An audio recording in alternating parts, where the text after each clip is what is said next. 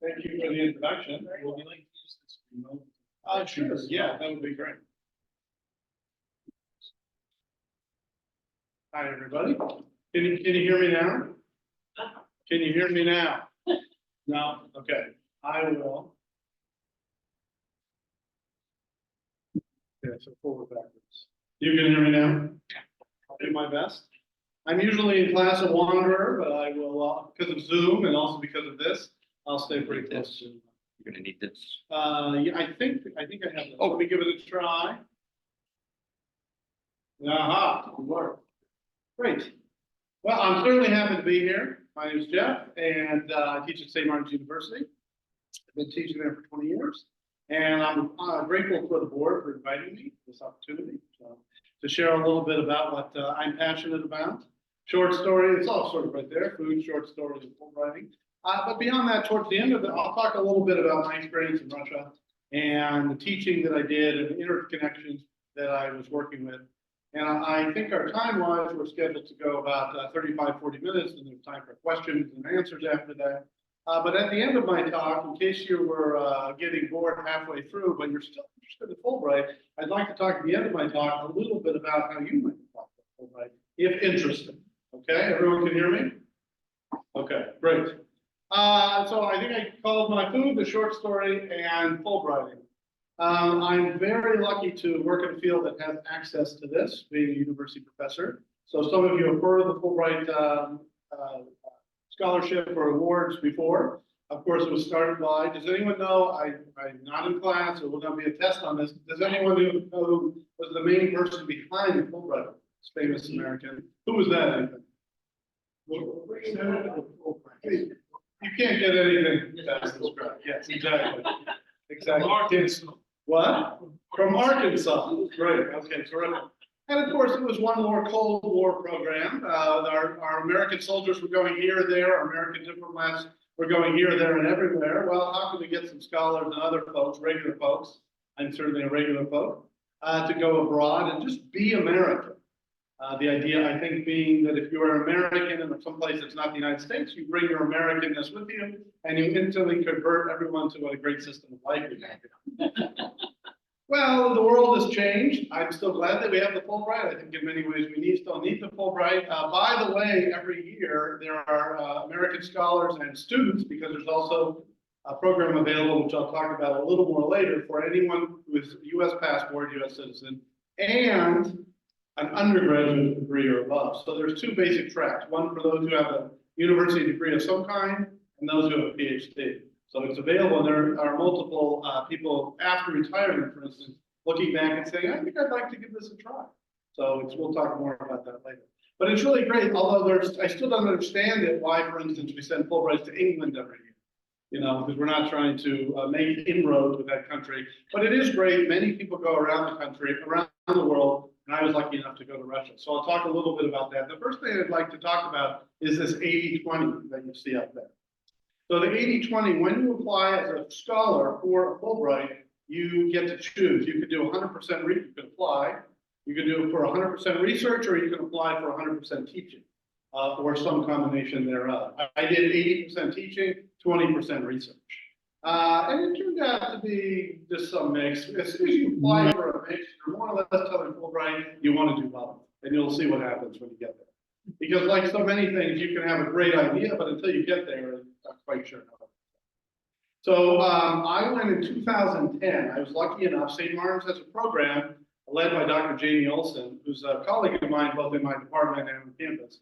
He is fluent in Russian, and he has led groups from his previous school to Russia many times. And now that he's at St. Martin's, he led a group of students to Russia. I had been on a number of international trips. I said, I'd be very interested in going to you. I don't speak a word of Russian, except what I might have learned in the movie. So I went as number two. I had experience leading students abroad, and I went. But while I was there, I was fortunate enough to take the classes with the students. The students went for an intensive language class. I participated in that, and it benefits me to this day. I don't speak Russian, but I can read it. And because I do passably well in both German and Spanish, of course, I'm pretty decent in English. There are so many cognates, you know, where the root of the word is the same. There are so many cognates in Russian that if you can sound it out, I know an awful lot of Russian that I don't even know that. necessarily until I read it. So that was really fantastic. But while I was there, I met the colleagues at the school, Petrozavodsk State University. And towards the end of it, our 6 weeks was winding down. And I said to one of my colleagues, new colleagues, now friends, still in touch, Igor Krasnov, who might be listening, I'm not sure. I did give him a connection, and he might be listening tonight. Anyway, I said, I would love to come back. It's just been such a great experience. And he said, well, we'd love to host you at our school. You could teach for a semester, but we don't have any money. So what you should do is you should apply to Fulbright. I said, well, that sounds like a great idea, because apparently the US government has money. And so I went back and I said, I'm going to do that the very next year. Well, I waited, and the application to get it in is every year, September, October, something.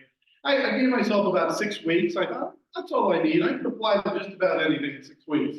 I took one look at the application and said, I'll apply next year. And so then from then on, I had 13 months to apply, and that was enough. It was a long application, not unduly difficult, but it just was the kind of thing that if you're going to make the application, you want your essay to be just right. You don't want to work on it in the last minute. Now, this is the writing teacher. You could write it the night before, but that's probably not the one that will be funded. So what's the point at some level? So anyway, then I had 13 months. I applied the next year. I was lucky enough, and in the fall of semester of 2013, I went to Russia. And it was a really great experience. It was already 10 years ago. Where I was, first of all, I think you've all heard of Russia. It's been in the news of late, maybe, I don't know. But you might not have heard of Petrozavodsk or Petrozavodsk, because of course all E's in Russian are sort of a Y-E, so it's a Y sound. So my pronunciation not that good, but instead of Petrozavodsk, it's Petrozavodsk. It means Peter's factories, Zavodsk being factory, Peter, and of course it's Peter, that great guy. And so he established this city. If you don't know where Petrozavodsk is, if you go to St. Petersburg, you can find that. You know where that is. Some of you may have been there. Has anyone been to St. Petersburg? A few of you. Okay, cool. So if you're in St. Petersburg, it used to be back in the day, 5 to 10 years ago, there was not a fast train from St. Petersburg to Petrozavodsk. Now there is. You could do it in about 3 hours during the daytime. When I did it, I took it overnight. It took about 10 hours. So you go northwest from St. Petersburg to the very beautiful shores of Lake Onega, second largest lake in Europe, which most Americans have never heard of. The first largest lake in Europe is Lake Ladoga, which is sort of, it's near there too. It's old glacial territory that's been cleared out with big water. So 2 giant lakes in northwest Russia that many Americans are not familiar with, but there they are, and they claim to be lakes number 1 and 2 in Europe. So if you ever need this answer for Jeopardy, now you have it. So it's on Lake Onega. It's a very beautiful place. It's also very Russian in so many ways. You'll certainly see that in the pictures. So I'll explain what I mean by that. And I had a fantastic experience. I taught the whole time I was there. I was in classes. I had my own classes. I was a guest in many, many, many classes. The city of Petrozavodsk itself was, I don't remember, it's about 100,000, 150,000. It's bigger than Olympia, not too big. I don't remember exactly. And somehow everyone knew I was there. So I arrived one day, and every single teacher, at least in the area, knew I was there. So I was constantly being invited to grade schools and high schools to give a guest lecture on, look, here's the American, let's listen to it for a little while. And I accepted every proposal, and I never anticipated that I would go to high school or grade schools. It was great. I've met a lot of other great people, the teachers, interacted with a lot of students that I wouldn't have thought of originally. So this is my experience. This talk will be about my experience going to Russia, teaching as a Fulbright, but also my own interest in how, if you're interested in Fulbright, either just abstractly or applying, you want to connect different areas of your life. And so that's one example of how I did that. So without further ado, this says, schema Petrozavodsk. So that's a map of Petrozavodsk right there. And without further ado, I will go on. So I started off, once I get the hang of this, okay. So I've been lucky enough at St. Mark's to teach in many places around the world. I have a second master's in teaching English as a second or other language. I've been long interested in teaching abroad, teaching students whose first language is not English. We've had a number of programs through St. Mark's, including extensively in China. Those are not as robust as they were. Lots of things trying to recover from COVID-19, as you imagine. But I've been to China 9 or 10 times teaching all along. And at first I started off at schools in Shanghai, which was wonderful and amazing. If you've been to China, you know the food in China. It's just, I mean, it's just incredible. It's incredible. Food is incredible everywhere, but it's just different than what you might find here in Chinese restaurants typically. Although some of those up in Seattle are pretty good. But then I was lucky because our school started a brother-sister connection with some schools in Inner Mongolia. Inner Mongolia is a province of China, just south of the country of Mongolia. And the main language is Russian, it's not Mongolian. Well, it's Russian and Chinese, I guess I should say. I'm sorry, I got confused that. In Mongolia, the other language is Russian. In Inner Mongolia, it's Chinese, and they put up the Mongolian language in Inner Mongolia, China, because the Chinese government caters to what they call the minority populations, but they've also largely quashed and destroyed the cultures, etc. So you see Mongolian everywhere, but if you're not going anywhere in that society, if you're not also speaking, if you're not really exclusively speaking Chinese. But it was really fascinating for me because it was just off the beaten path in terms of China. Shanghai and Beijing were nice entrance cities, but to get into the hinterland was pretty amazing. I'm also a desert person. I love Death Valley. I grew up in Southern California. I go to Death Valley as much as I can. So here I have access to Gobi, which is pretty amazing too. So that was fantastic. And that sort of began my entry into thinking about the Fulbright too. Then a little bit later, I went to Russia, and then that's when I started talking with teachers about it. So I don't know, I guess I have to point it out. So now cut to Russia, just a little bit, because I only mentioned Inner Mongolia because I saw that it was in the program. I must have mentioned it at some point. I didn't want to disappoint all of you Inner Mongolian fans. So now we're in Russia. This is 2013. I've gotten my Fulbright.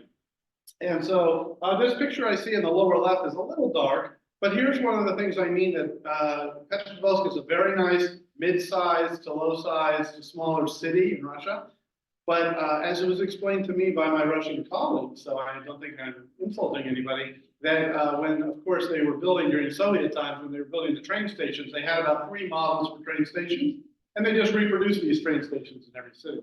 So it's very dark here, and now I realize it's not quite as dark on my screen, but it's very, the train station in the lower left was one of those, this is what train stations in Russia look like.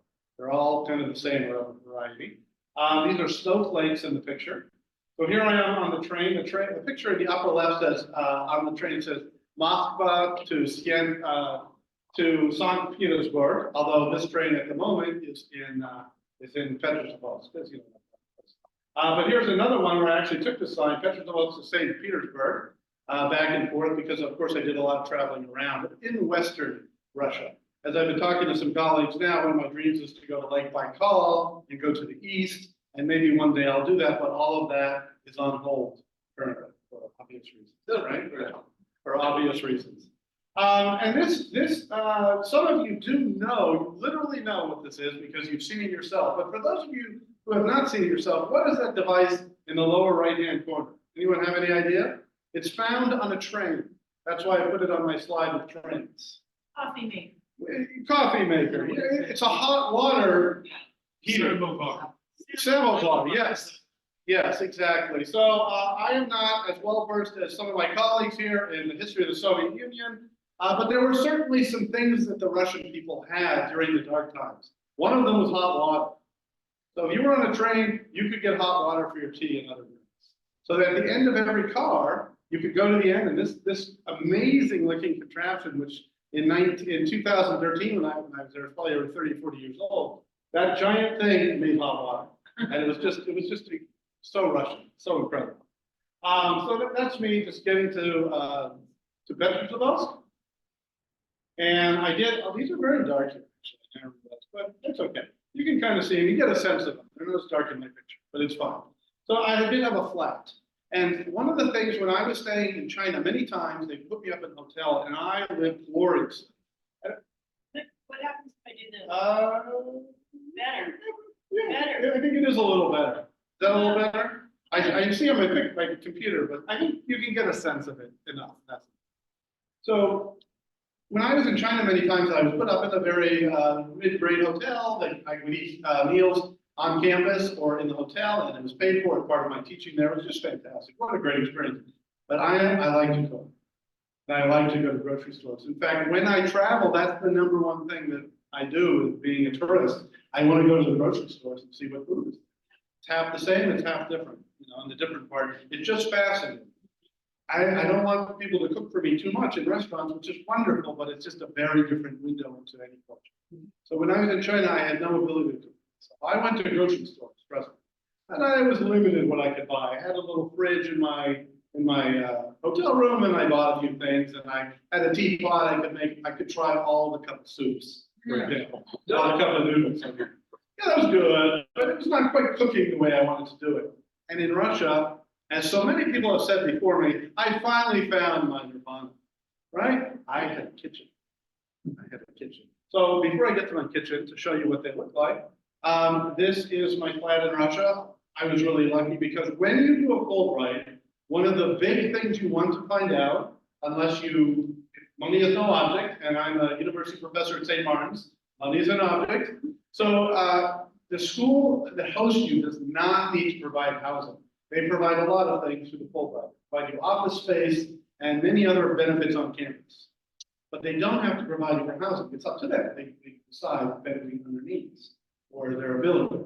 Well, I was lucky enough that in Russia, I was afforded this flat by somebody who was connected to the university.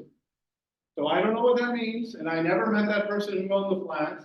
And when I was there going to the Fulbright, you have several meetings with Fulbright in the country. So I would go to Moscow and go to the US Embassy, and they would give us briefings. And the first thing they told us is all your electronic devices, they've now been compromised.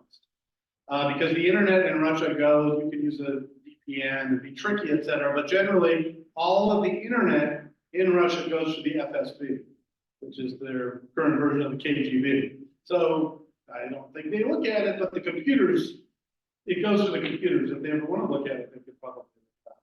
So who knows what was in this apartment that I was just given? I didn't commit any, I didn't overthrow the government. As you can see, it's plainly has not been overthrown yet. So I didn't do it, but it was an amazing experience. And so I was given this apartment rent-free, which is just really big. Because when I was meeting with Fulbright colleagues in Moscow, I met other university people who were over there, and they said, no, I had to rent my own flat, $2,000 a month. Okay, that's fine. If you're renting a place here, you have a bunch of money in the bank. It's not the end of everything. But to get that money to get a flat for free, I could then spend my money that I got from Fulbright, not on housing, but on travel, which is, that's what I want to spend. So I was able to have this flat, 2-bedroom flat, and it came with this dog. There's a lot of wild dogs. The dogs just roam around. This is not a wild dog, but the dog was my neighbor. But the person would put the dog out in the morning and it couldn't come home till night. I don't know how they figured out this arrangement. The dog, I'm not exaggerating, would wait in the elevator upon being let out of the flat, and then someone would go in the elevator, know the dog, be familiar with the dog, and they would go to the ground floor. The dog would then proceed to go outside, do its thing for the day. And more often than not, a couple times a week, because of my teaching schedule, I met that dog in the elevator, and we went outside together. It was just really interesting. I actually saw, since dog stories were always great, I actually saw I was on a bus in the town, and we stopped, made a bus stop. 2 dogs got on. This is a true story. And we went 3 stops. We went 1 stop, dog stayed on. We went 2 stops, dog stayed on. At the 3rd stop, the dogs got off. Nobody batted an eye, nobody pet the dogs, nobody interacted with the dogs in any way. And they didn't threaten anybody, they just sat there. They're medium-sized dogs. They seem, dogs in Russia just seem to, they're not going to be taken in the same way that they are in America, so they've got it figured out. It was pretty amazing. So as I said, one of the things then that I had, oh, it's very dark. So this is I had my kitchen. So this is a little table over here. And then I had a range and a sink, and the fridge was, now I can't remember if the fridge was here or this is it. I can't see. Yeah, can't even tell. I think it's over here. In any case, I could cook. And for me, that was pretty liberating. to be in a country like Russia, which means any country that's not the United States, because that's what I'm used to. I could go to the grocery store and I could cook. And it was just an amazing thing. Of course, I had a cookbook, I talked to people, I got recipes, I tried to interact with others because part of my project was working with short stories, but also with food and short stories, which we'll see. So it's an interest of mine. And that's the great thing about Fulbright. Whatever your interests are, you pursue those things. You figure out a school that will be host you in one or more ways, and you can explore those ideas. And even if you do the entire teaching thing, if you, especially many seasoned Americans who apply after they've spent a career in this or that industry or business or government service, they might teach, do 100% teaching. Of course, in class, you'll bring yourself into the class. So whatever your interests are, you will bring your interests in. It's pretty great. So there's fresh markets everywhere. The food is amazing in Russia. You know, it's amazing everywhere. I always say it's silly to say that, but it was so great to, of course, be there and just try things. This is an outdoor market on the right. Those are heads of cabbage that are about this big. And on the left, berries. I mean, berries up to here. So any grocery store that you went to, there, well, first of all, this is an outdoor market, so people raise or forage on their own and then sell those stuff.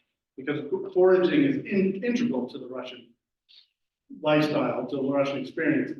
Because for many years, there wasn't enough food, and so you could plant some food at your dacha, your country house, if you had one, or somewhere around. But you could also, countries, you know, endless kilometers of forests. And forests have berries, forests have mushrooms, forest has many other things inside.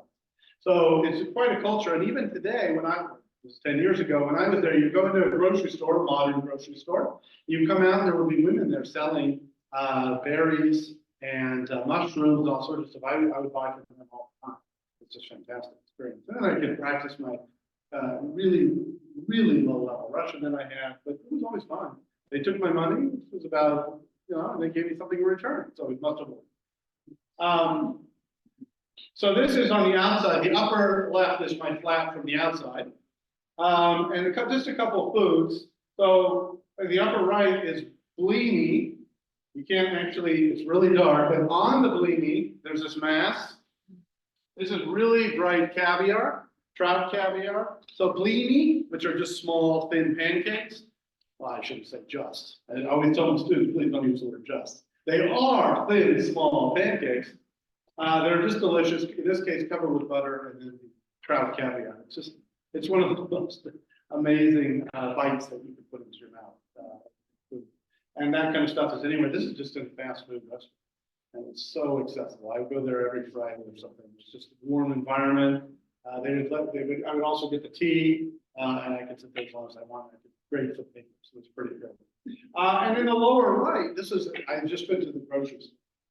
So I gave myself permission quickly to buy whatever I wanted within reason. I mean, if you go down the pickle aisle in Russia, in fact, I would never get out of the pickle aisle. It's so long, I could still be in it. But Yes. yeah, exactly. There's nothing that can't be pickled.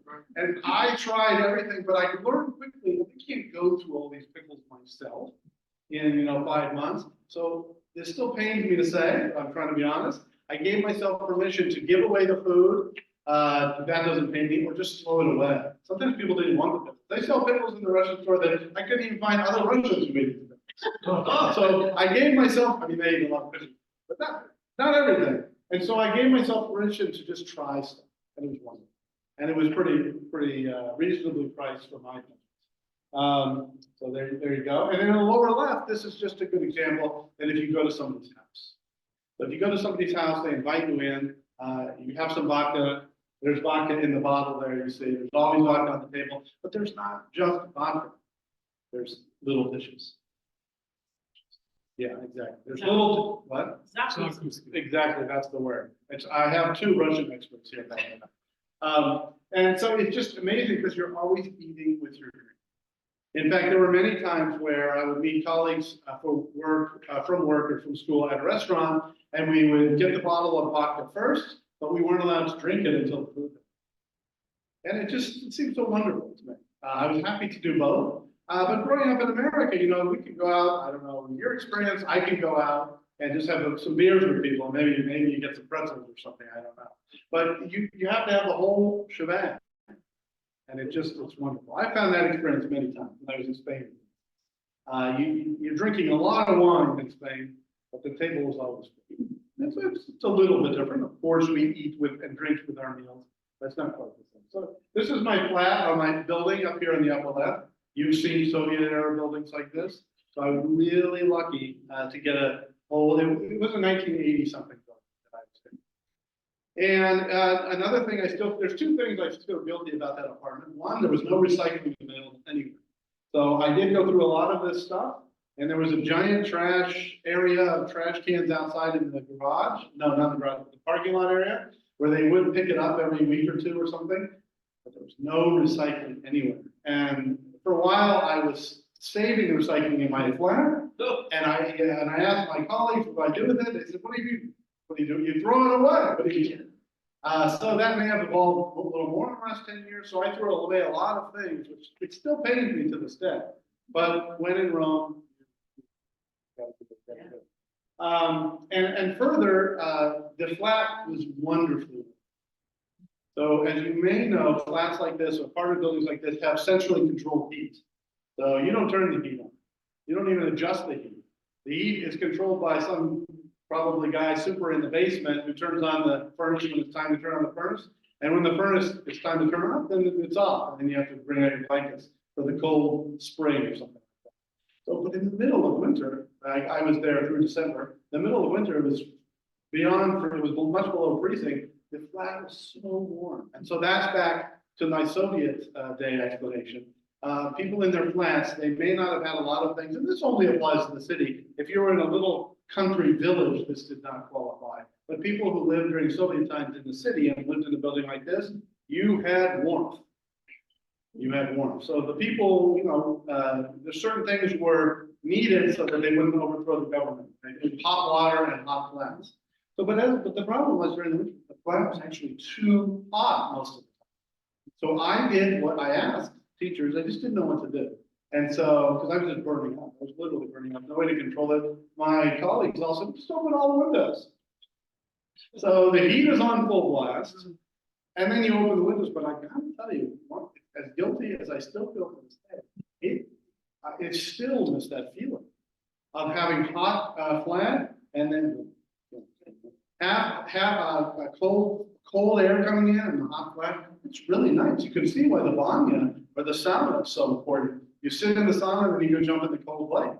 There's just really something to it. And I felt that everyone gets to feel it in their apartment. Everyone opens their window in the building. Pretty amazing. And these are the kind of things that I could only just learn if I was living there. Or if I learned it in class, it would have much less effect.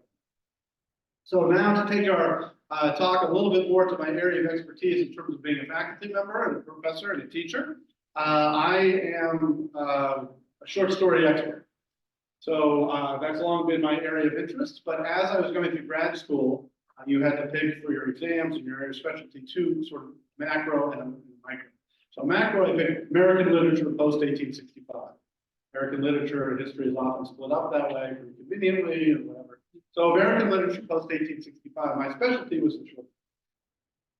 But I realized very quickly that I could not just study American fiction because you have to, the American fiction is uniquely tied, American short stories are uniquely tied to international short stories in a way that the novel is not.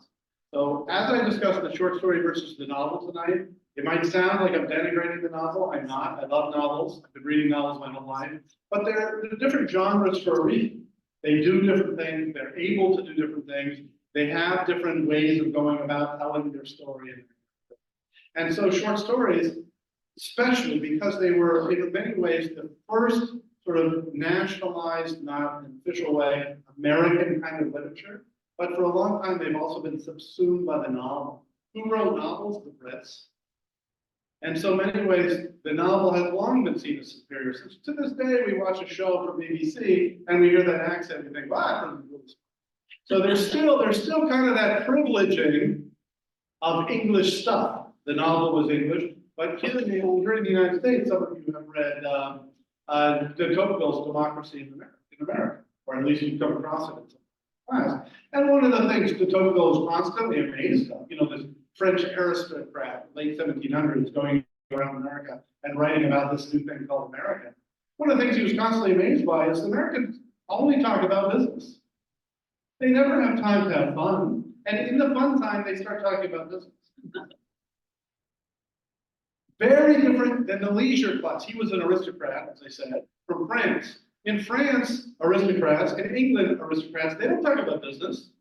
They have people that handle their business, and they have a monthly income based on that. They never work at all, right? So it's just something different. Well, one of the things that Tocqueville talked about also is how that affected the popular materials that Americans would consume. Periodicals, stories, etc., and it was much smaller.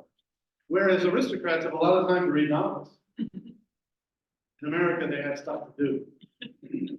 So they did not sit around and read long pieces. So in so many ways, Washington Irving was maybe America's United States first short story writer, right?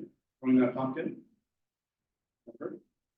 Washington Irving, Rip Van Winkle, etc. So even though he was himself enamored by English authors, so that might not have been the first American author. It depends on how you look at it. American quotes. How you look at it. That might be Edgar Allan Poe, or it might be Mark Twain. So it might be another 60, 80 years after. But I'm a very big aficionado of Raymond Carver. Is anyone familiar on the right? That's Raymond Carver. Anyone know his stories? He's buried in Port Angeles. Anyone been to the Ocean View Cemetery up there? You can find very easily his cemetery because it's not a big cemetery, and it's the only one in the cemetery that has any kind of upright stone stuff, and people clearly make it pilgrimage stuff. So you can find it, and I would say I explain it this way to my students. He's probably the most influential American writer of the second half of the 20th century. So a lot of caveats there, but that still puts him in rare. Well, he could not have done what he did without Chekhov. And so that begins to be where I'm in the mix. He was definitely an admirer of Chekhov, because Chekhov, in so many ways, invented, a lot of people did inventing, and a lot of people did modern things. He invented, in so many ways, the modern short story. So Russia, very famous for novelists, War and Peace, 10 million pages, right? Last I looked. So then there's the Chekhov, for instance, and he wrote short stories and plays, as you know. And there's just something different about what can be done in a short story. And so War and Peace, what is War and Peace about? The entire canvas of history that it looks at, right?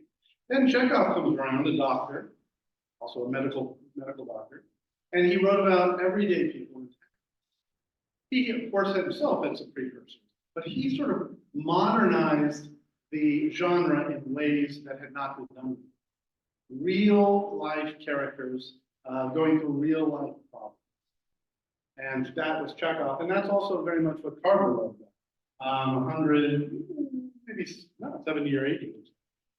So these two cannot be disconnected from each other, or Carver cannot be disconnected from Chekhov. Chekhov is not the one. But I realized that very soon. So I, at all times, bring authors from around the world into my classes, and that's what I put forward as my Fulbright. So, this is at the museum in Chekhov's in Moscow. This in lower right, this is his house.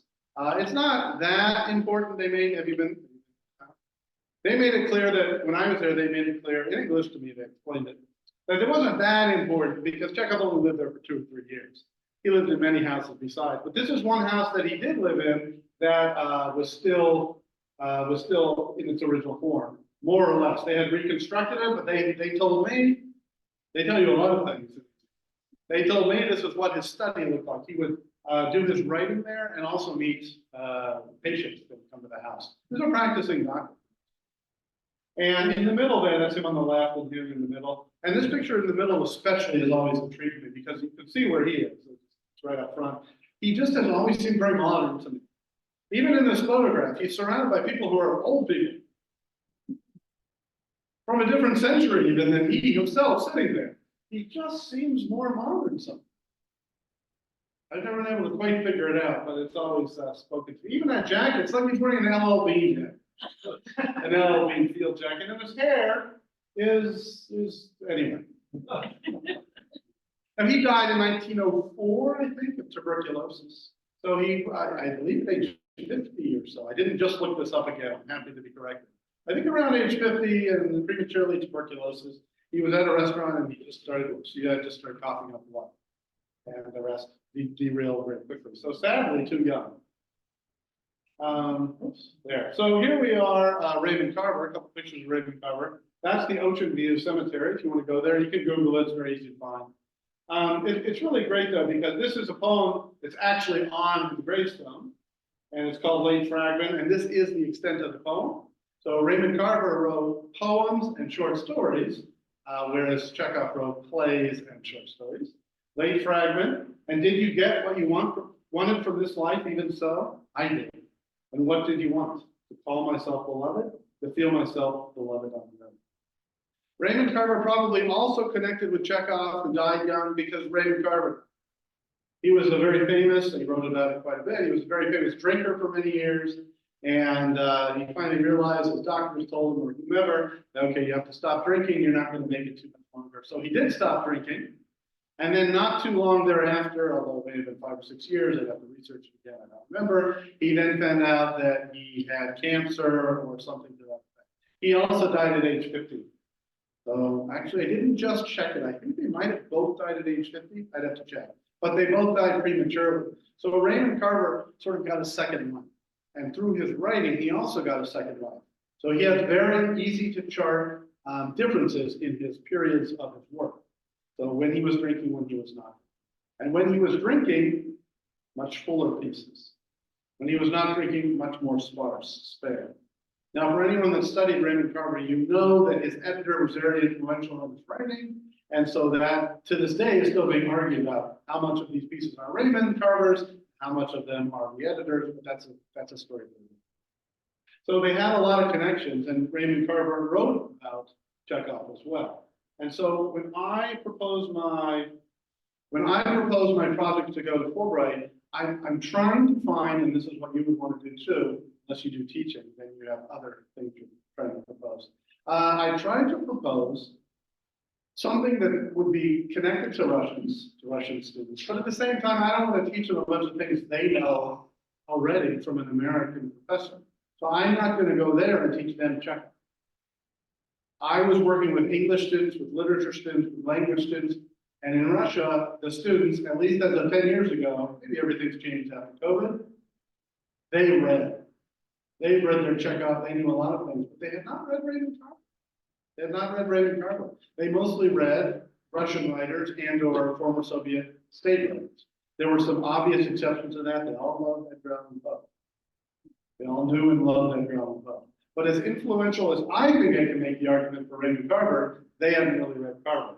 So what I proposed then was I would teach American short stories influenced by Russian writers.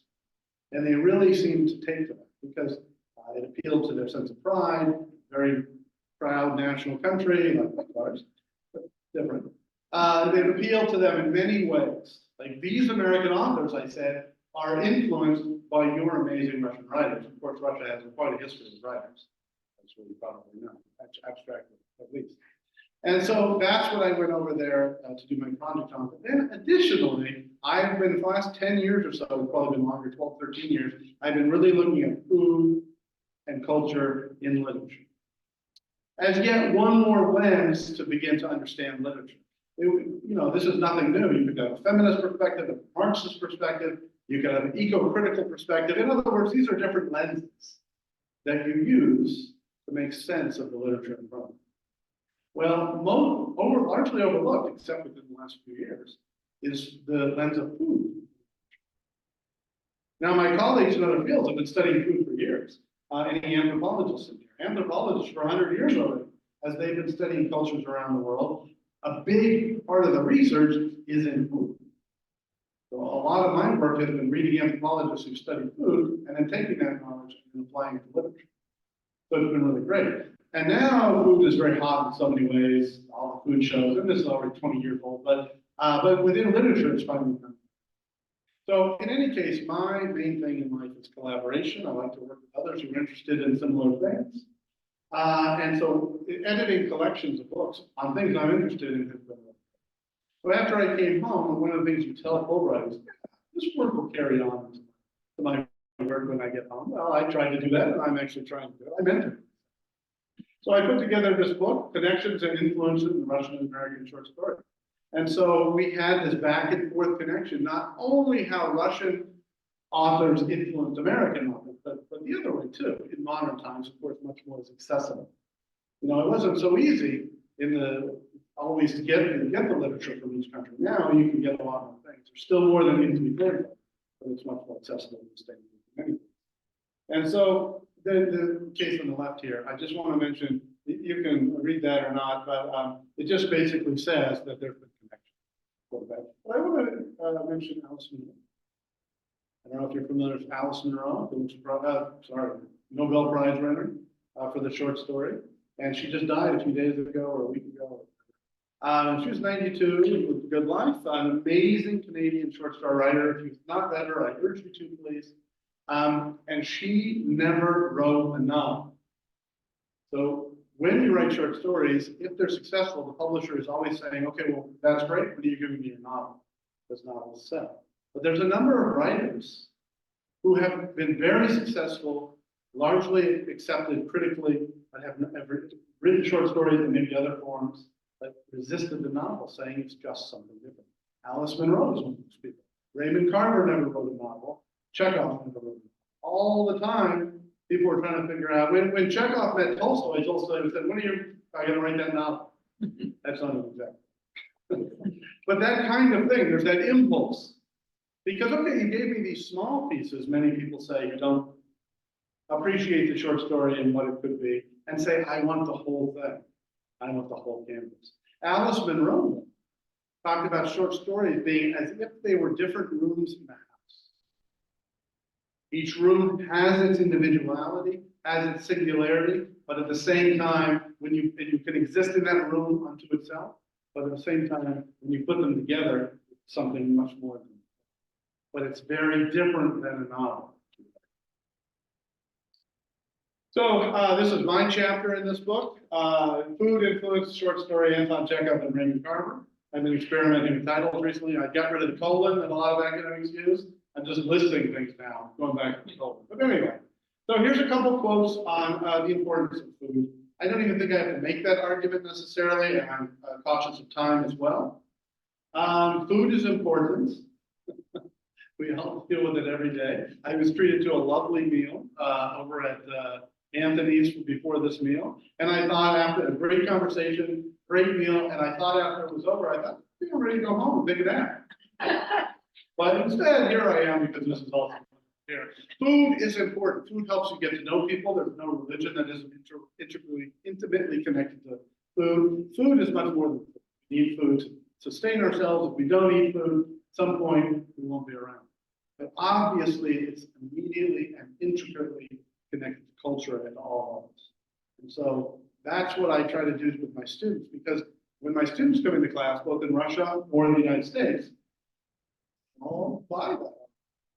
It doesn't mean they've necessarily thought about food, other than what am I going to do for lunch? So what we try to do, what I try to do in my classes, is get them to think more deeply and how it affects story and narrative. And of course, anytime you're talking about how food affects things, the absence of food, people who don't have enough food, that's also on the continuum, that's relevant as well. And for as much as I try to make clear in my classes, for as much as I enjoy food, I like to travel the world, it's sort of my #1 thing to do when traveling the world, restaurants and grocery stores. Also, obviously, food is a giant issue for me. Eating issues of all kinds.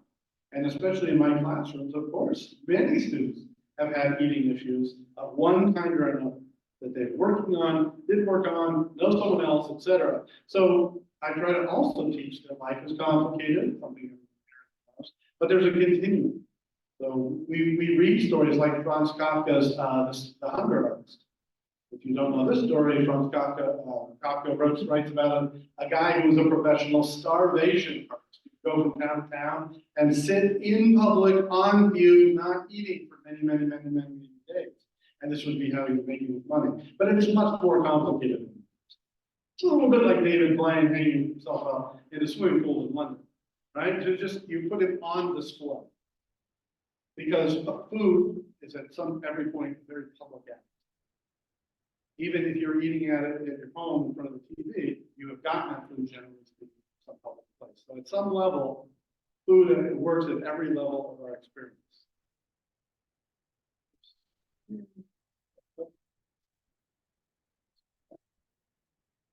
So these are just a couple of short stories that has check. I'll wrap up here in a minute. I know we have questions, etc. So these are a couple of short stories that I would just want to highlight so that Chekhov uses food, because there's food in stories.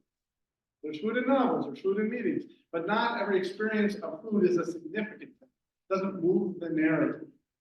These are the kinds of things that move the narrative. So on mortality, there's a waiting, there's a nervousness. We got to get this done because of mortality. Go into this. This story about oysters is a kid learning about oysters for the first time and not understanding that they're a source of food. This is a kid who doesn't have enough food. And so these people bring him in, these rich people from a restaurant. Do you really eat oysters, youngster? That's interesting. How do you eat them? And they bring them into a restaurant, this kid into a restaurant. They feed him a bunch of oysters, and very quickly he starts eating the shells, chewing the shells, biting into the shells. He doesn't know that at first that's not something you do.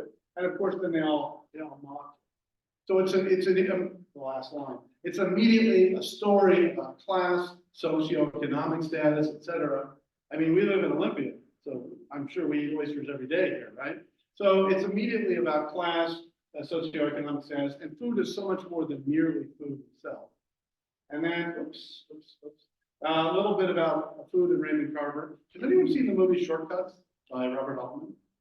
Yeah, it's a fantastic film. It takes about 10 or 12 stories by Raymond Carver and interweaves them. You know the director, Robert Altman. Great choice, great film. In any case, this first story, A Small Good Thing, you probably need to eat something, the baker said. I hope you'll eat some of my hot rolls. You have to eat and keep going. Eating is a small good thing in a time like this. What is a time like this? The couple that he's feeding these rolls to had just had their kid die in a car accident, hit and run driving.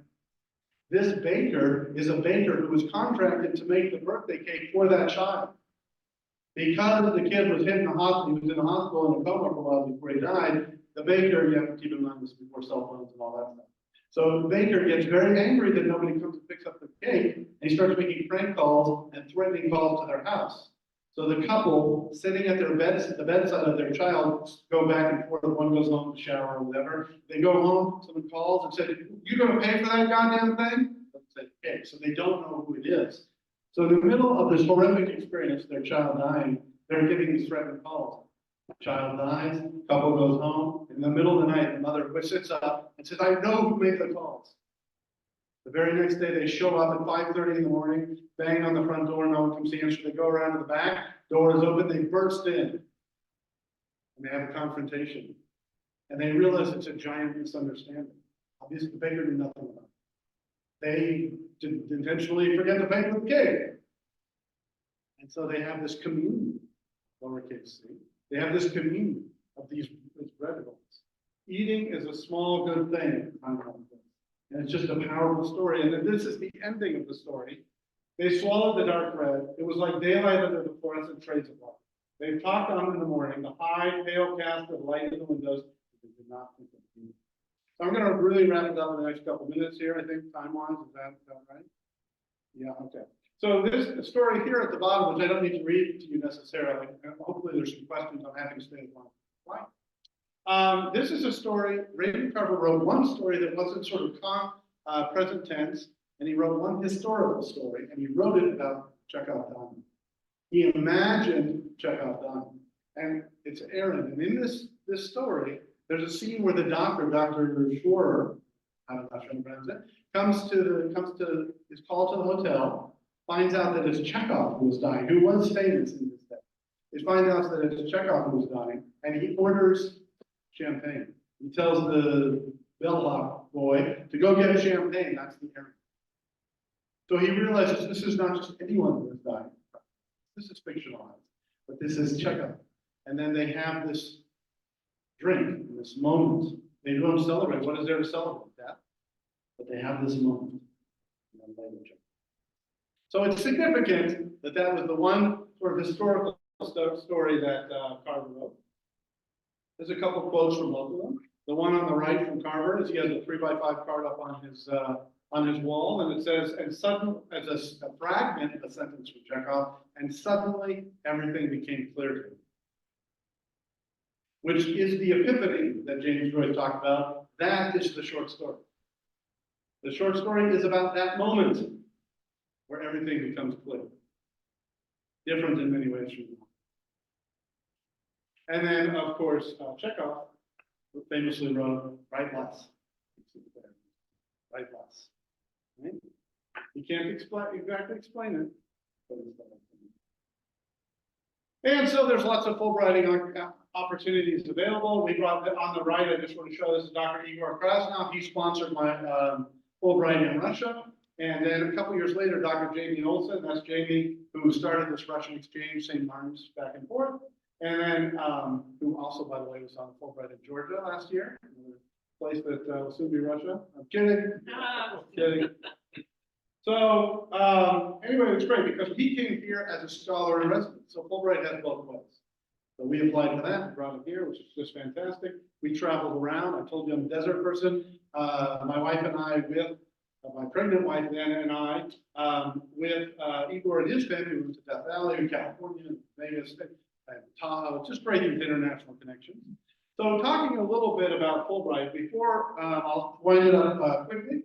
But I also want to say that you can contact me easily, look my name up at St. Martin's, drop me an email. If you are interested in applying or talking more about it, I'm happy to read your materials. I'm happy to give you my application if you'd like to see the letter. And I'm happy to edit because I'm the faculty Fulbright liaison at my campus, and my job that I took on is I want to help other people. And it's actually, I'll show you right here, it's available to a lot more people than you might think of first.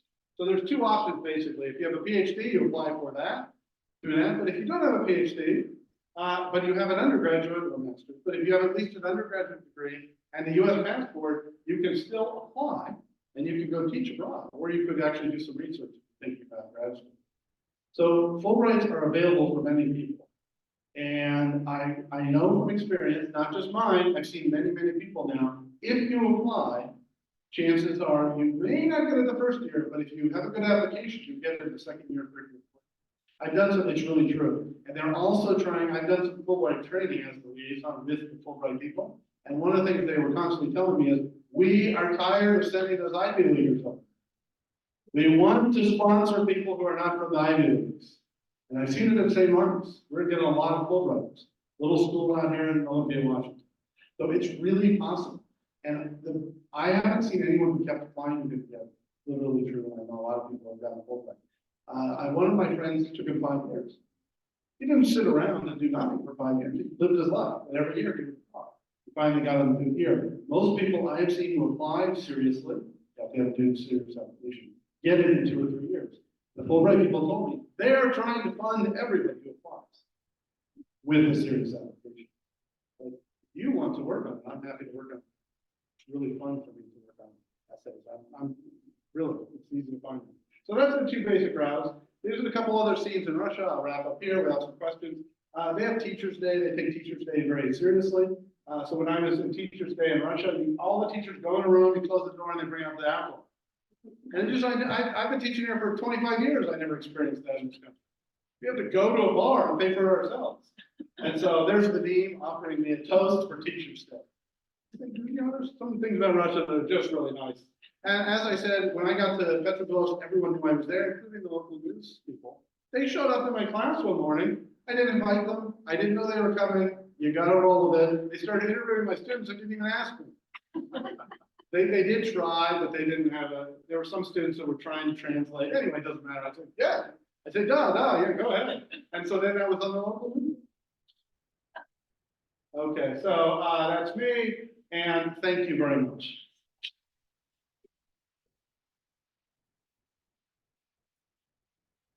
I'm happy to, if you'd like to reach out and talk more about this, I'm happy to do it. Yeah. Okay. I get to take this out here so that I can take the microphone around to questions. Are there any questions in the audience? Tony, here you go. I'm going to give you the mic. Thank you so much for your presentation, very much. Thank You mentioned, Carver and Chekhov. What other pairings do we have? Who are some of the other influential Americans and Russians who have this kind of literary connection? Oh, that's a great question. So,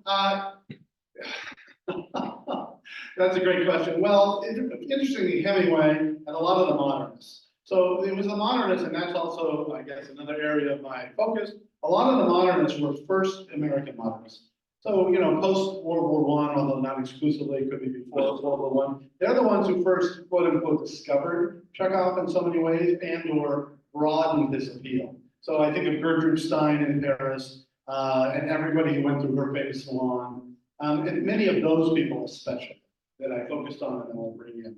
And you could really see, because they talk about Chekhov especially, but there's other short story writers besides, and novelists, everyone knows Tolstoy. But so a lot of the modernists, so, you know, anyone who went through the salon of Gertrude Stein was familiar with the Russians at that point, especially before World War I, but also after. So Hemingway, Gertrude Stein lived there, Sherwood Anderson, who wrote Winesburg, Ohio, Faulkner, and many others besides. I mean, to me, and also that's the main area that I focus. Nowadays, it's probably, if you're going to write a short story as an American, because you happen to be American, you're going to have read Chekhov. So, but that's kind of an exciting time, because that was in many ways the beginning. Because they were starting to be largely and more widely translated by, I think, Constance Barrett. You know this name as a translator? I think Constance Barrett. She translated a lot of the Russians back in that time, and all of a sudden they were more accessible because, you know, Carver didn't learn Russian. So it was that. So Carver's sort of the end of that. He's writing in the 70s and 80s, but it started in 20s, 30s, 40s. Yeah, great, thank you. Great question. Any other questions before I ask mine? My question is sort of bringing it up to current times right now, and you still have some contacts and friends in Russia. Tom and I will get questions. Well, you know, if Putin just disappeared, then there would have to be this huge change. Everything would change. But having lived there and having traveled there, and you have done that a lot, how can you explain to Americans the different thinking and the different understanding of how you make change in the world or in your own community, which we know there's a city council, there's a county commission, there's a legislature. You can go and make change. That's assumed here. But in Russia, it's slightly different. Do you have any observations about that? Well, of course, that's a great question, and that's a problem. And it gets to one of the reasons I love the Fulbright and like to talk about it too. Because when I was there in 2013, Igor Krasnov, a professor friend there, we're still in touch now, he told me at the time we would be at restaurants and he would not speak loudly when this happened. He told me at the time he hated Putin. So Putin hating has been going on for a long time from a lot of the people, but what can he do? And it's even more problematic now. When we talk through the internet, I don't mention anything that's going on, and nor does he. He's stopped. Because as I said, all internet traffic goes to the FSB. Are they checking Igor Krasnov from Petrozavodsk State University? Probably not. But if somehow they got word of it, he would be out of the job the next day, and possibly worse. And so one of the reasons I love a Fulbright, though, is because I went over there not being a fan of Putin, not going there to support Putin. I wanted to meet Russian people. And I went to China, I wasn't a fan of their system. I wanted to meet Chinese people. And that's what I think in so many ways the Fulbright is about. Individual one-to-one communication. We go out to a restaurant and we talk. But at the same time, the idea is really entrenched. And it's even more difficult for Igor now in Russia because there's sort of a fervor takes hold. And people that may have not considered it before, all of a sudden, well, nationalistic. Their media is largely, mostly they have VPNs and they can read whatever they want, but their media is pro-Russia and they think everyone's against them and they don't understand, they're just trying to help out Ukraine, etc. Very complicated. One more little snippet on that. I actually went to Ukraine in 2013, just coincidentally. I mean, I didn't go there coincidentally. I went there to go to Chernobyl and Pripyat and look around. because that was a big story that influenced me as I was growing up. And I was in the ballpark. It was 2 nights of train rides away, but that's in the ballpark. So I went there, and while I was there, this December 2013, there started to be rallying and movements and marches in the street. You may remember, 2013 December. When I was there, by daytime, they were sort of peaceful, though there were tens of thousands of people in the street, which I went because I'm there to look at things. But then also at nighttime, it was already starting to get violent. There were stories of violence. And you're talking about Kiev. Kyiv, yeah, in Kyiv. And then when I went back to Russia, I told the people knew at the school, for the long weekend, I went to Kyiv to go see Chernobyl. I had one teacher ask me about the protests. And it was not a teacher that I knew well. She said, why did you go to Ukraine? What did you think about that? And just very sharp questions about why would you be interested in going to them? And This was a Russian teacher. this is a Russian teacher in 2013. And looking back on that, I can see now already that there were deep suspicions about that experience in Ukraine. And within a few months, of course, there was active fighting in eastern Ukraine. But that was a real, she gave me this sort of side eye about what it's suspicious that you, an American, would go to Ukraine at all. That's not a place you should be going through the questions. And it's just, it's built into the society, as in every society, ours as well. It's built into problems. And so to go to your first part, once Putin's dead or gone, it's not going to be fixed tomorrow. They've already got his successor on that. It's not going to be. So wide-ranging, very interesting, food, literature, culture. Thank you, Jeff. I appreciate your time. Thank you very much.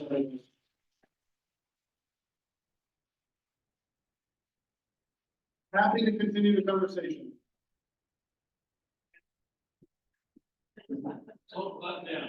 What? He's not leaving. Yeah, I'm happy to stay or whatever. Yeah, please. The oysters, But excuse me, Professor Tom Rainey from Evergreen State College has been taking his students to Russia for decades. So just so you know, we have an expert in the room. Okay, do you want to speak here? we made, Nina and I, 3 years ago, made a sort of pilgrimage to Baden-Württemberg. He died. Yes, yeah, that's fantastic. Chekhov died in Chekhov. Germany. Uh-huh. Chekhov was also. That's a town with baths, and to go to take care of your pneumonia, you had to go to these baths, sauna places. Exactly. And he arrived in Moscow with the body was sent back in a wagon that was designed to carry oysters. Oh, I did. What a detail! What a detail! I did not. I don't think that's in Carver's story, but he didn't have the internet to do the research about that. So that's a great story. Probably because it had ice. Mm-hmm. See? Anyway, You're thank right. you all. Thank you for coming, and we'll see you in September.